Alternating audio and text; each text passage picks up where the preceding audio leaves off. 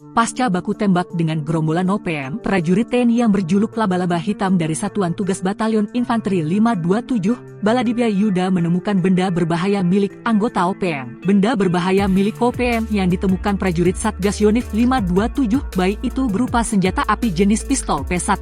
Dari siaran resmi penerangan Satgas Yonif 527, baik pada Jumat 24 Mei 2024, pistol buatan PT Pindad Bandung Jawa Barat itu ditemukan saat pasukan Laba-Laba Hitam melakukan penyisiran di lokasi bentrok senjata di Kampung Uibutu, Distrik Paniai Timur, Papua. Pistol dengan kaliber 9 mm ditemukan di antara puing-puing kios yang dibakar OPM.